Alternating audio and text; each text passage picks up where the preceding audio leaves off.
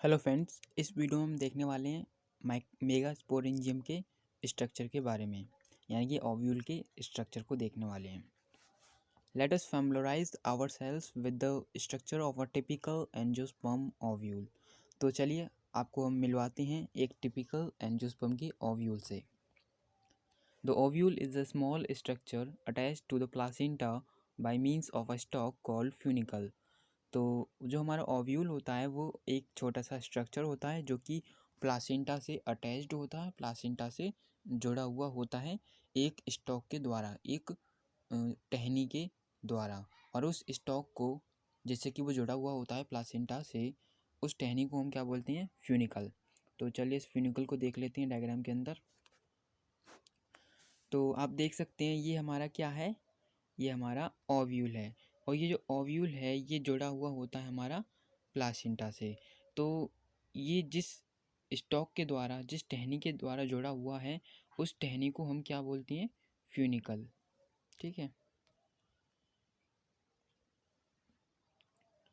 The body of the ovule fuses with the funicle in the reason called hilum. तो ये जो हमारा ovule की बॉडी होती है वो फ्यूनिकल से जुड़ी हुई होती है एक रीजन पर, जिसको कि हम बोलते हैं हाइलम। दस hilum represent the junction between ovule and funicle. तो इसलिए ये जो हमारा हाइलम होता है वो ओव्यूल और फ्यूनिकल के जंक्शन को रिप्रेजेंट करता है, यानी कि वो जगह जहाँ पे कि ओव्यूल और फ्यूनिकल मिलते हैं, जुड़े हुए होते हैं, उस जगह को हम हाइलम बोलते हैं। तो इस हाइलम को भी देख लेते हैं हम डायग्राम के अंदर। तो ये हमारा ओव्यूल और ये जुड़ा हुआ होता है फ्यूनिकल से प्लासेंटा में। तो ये जो रीजन होता है जहाँ पे कि हमारा फ्यूनिकल और ओव्यूल जो है क्या होता है, उनका जो जंक्शन होता है जहाँ पे कि वो दोनों जुड़े हुए होते हैं, उस जंक्शन को हम क्या बोलते हैं? हाइलम बोलते हैं। ठीक है।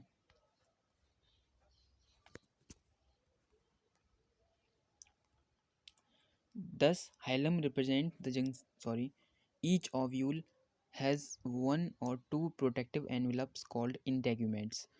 तो हर एक ओव्यूल के पास जो है एक या दो प्रोटेक्टिव एनवलप्स होती हैं, यानी कि प्रोटेक्टिव लेयर्स होती हैं, जिनको हम बोलते हैं इंटेग्यूमेंट्स।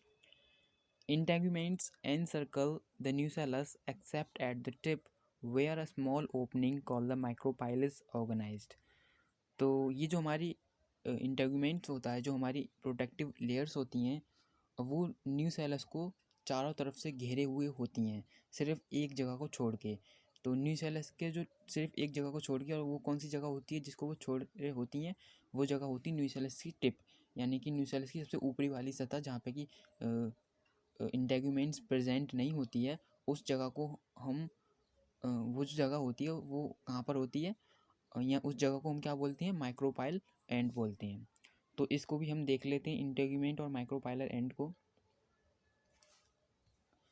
तो आप देख सकते हैं कि ये हमारा पूरा ओव्यूल होता है और ये न्यूसेलस है, और इस न्यूसेलस को जो लेयर्स घेरे हुई हैं ये क्या हैं? ये हमारी इंटेग्यूमेंट्स हैं। तो आप देख सकते हैं कि इसके अंदर जो हमारी दो इंटेग्यूमेंट हैं, सबसे बाहर वाली लेयर्स जो प्रोटेक्टिव लेयर्स आउटर इंटेग्यूमेंट, और अंदर वाली इनर इंटेग्यूमेंट्स। ठीक है। और ये जो हमारा इंटेगुमेंट्स है वो आप देख सकते हैं, ये हमारा न्यूसेलस है, और इस न्यूसेलस के ऊपर की तरफ यहाँ पर इसकी टिप पर जो है हमारी इंटेगुमेंट प्रेजेंट नहीं है, और इसी को हम क्या बोलते हैं? माइक्रोपाइल बोलते हैं, या माइक्रोपाइलर रीजन बोलते हैं, यहाँ पे कि इंटेगुमेंट नहीं होती।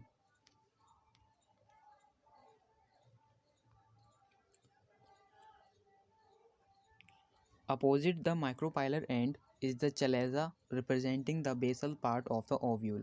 तो ये जो हमारा माइक्रोपाइलर एंड होता है, यहाँ पर कि इंटेगुमेंट नहीं होती, उसकी बिल्कुल अपोजिट डायरेक्शन में हमारे चलेजा होता है, यानी कि हमारा चलेजल एंड होती है, जो कि रिप्रेजेंट करती है ओव्यूल के बेसल पार्ट को, यानी कि ओव्यूल का जो सबसे निचला हिस्सा होता है उसको हम चलेजा बोलते हैं। तो इसको भी देखते हैं डायग्राम के अंदर। तो ये देख सकते हैं ये हमारा क्या है?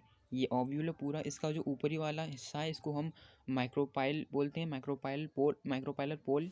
और इसका जो सबसे निचला हिस्सा है, बेसल पार्ट है, इसको हम चलेजल पोल बोलते हैं, चलेजल बोलते हैं। ठीक है।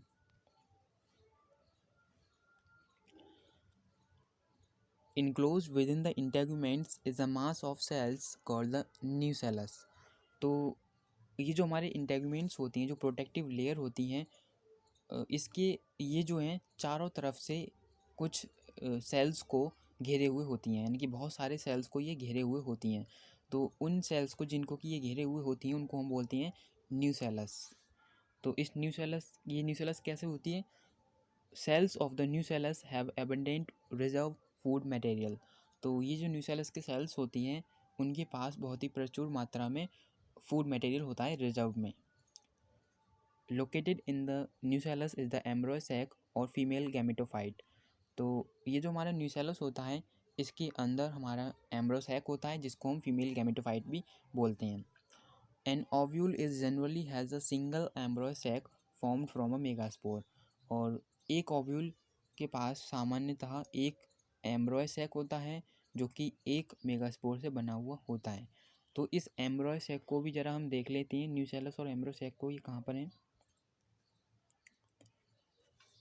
तो ये हमारा ओव्यूल है और इसके और पास जो है ये क्या है, ये जो है लेयर्स होती हैं, इसके और पास दो लेयर्स होती हैं जिनको हम क्या बोलते हैं, इंटेग्यूमेंट्स बोलते हैं। यहाँ पर आप देख सकते हैं दो इंटेग्यूमेंट्स हैं और ये जो इंटेग्यूमेंट्स है ये न्यूसेलस को घेरे हुए होती है। तो ये हमारा न्यूसेलस है, ठीक है। ये जो आप देख सकते हैं ये क्या है, हमारा न्यूसेलस है। और इसके अंदर वाला जो पार्ट है बिल्कुल अंदर में, ये हमारा क्या है, ये हमारा एम्ब्रॉय सैक है जिसको हम फीमेल गैमेटोफाइट भी बोलते हैं। आई होप आपको ये सब कुछ समझ में आ गया होगा, इसका डायग्राम, इस ओव्यूल का डायग्राम, माइक्रोस्पोरेंजियम का diagram. And thank you for watching my video.